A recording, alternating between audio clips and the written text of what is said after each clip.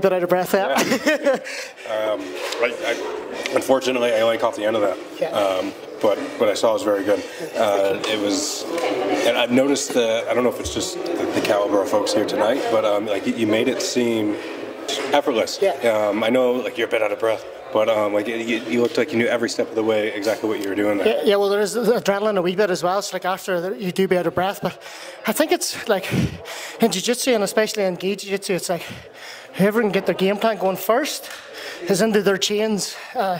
So it's like a race to get first the game plan, and I was just lucky today that I was able to get where I wanted to be first, but it doesn't always work out like that. Today I was lucky.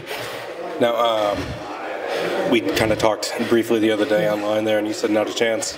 You weren't expecting anything. Were you expecting at least this? Well, to be honest, I would be the least experienced in the bracket, and like the three other guys are very, very good, and they've got good records. So my goal tonight was to come and enjoy myself, and like enjoy the atmosphere. Like I'm 42 years old now. I'm not going to get to do this forever. So like, it's just to like remember these moments so that they become good memories on the line, and like I've done that now. Excellent.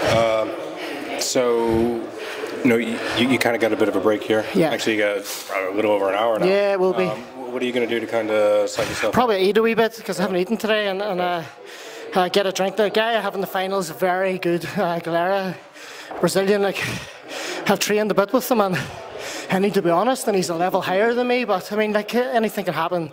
So let's go out and see him. I'm not going to go out there with like a defeatist attitude. I'm going to try and be a missile, try and be a honey badger, and see what happens.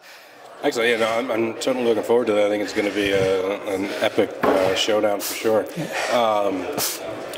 Now, a lot of these fights tonight are in the gi, are no gi. No gi, yeah.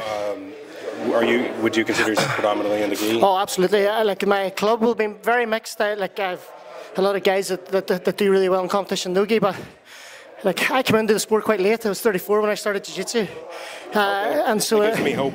Yeah, I mean anybody can do it, and I tell people that all the time. So like I already carried a lot of injuries from rugby and stuff. Okay.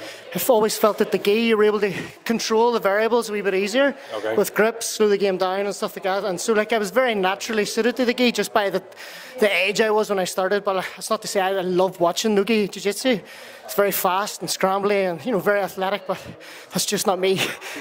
Sorry, so you said you started late in life. What was the kind of the push to try it? Yeah, so I played rugby my whole life, and then I tore my ACL. I was over in New Zealand playing, so I came back and. Sorry, did you play like professionally or? No, not professionally, but I played. It was like our hometown club did like a thing where they swapped players every year, and I got to go 1 year. Excellent. So after the injury, I never picked up a rugby ball again, and it was like I need something else to sort of fuel the competitive bit that I still had in me. And then my brother-in-law is an MMA coach. He's a Jiu-Jitsu black belt. Okay. He invited me for a private session because he could see that I was down. I wasn't having any sport in my life, and he could see. And he taught me a rear naked choke in the first session, and I was just hooked straight away. Yeah. That's excellent. So, look, I won't keep you too long because I know you want to get somebody here. So, just two more quick questions here. Yeah. So the first one is, how has combat sports changed your life? There's absolutely nothing like it. I mean, and it is life changing. It is life changing. It just gives you so much more of an appreciation for life, and it makes you realise how vulnerable you are as well. Yes. Like I used to play rugby, and I picked up some weights, and I thought that I was a bit of a tough guy. And the first session I ever did, I was training in Derry, training with a wee 15-year-old called Dylan Doherty. He toyed with me, submitted me 5 times in a round. And I remember driving home that night thinking, oh my God, I would walk past the street and I would just think he's a wee boy that I could wreck, and he just completely, exactly. Yeah. So it's the humble side of realising just you're really not that. And even at this stage, like I'm a nobody on the scheme of things. There's like so many levels, and there's levels way above what I compete at. So it's like an appreciation of that, I think. Excellent. And then,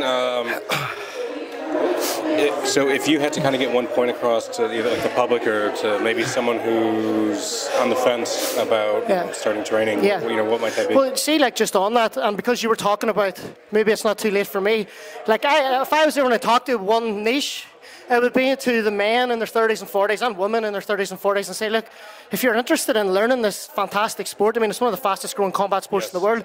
If you're interested but you're worried about your age, then lose that fear and just jump into the class, because it's the coach's job and it's the training partner's job to make sure you have a positive experience through the, through your journey in BJJ. So if the message was to anyone, it would be to the older people that maybe did sport when they were younger, have young families.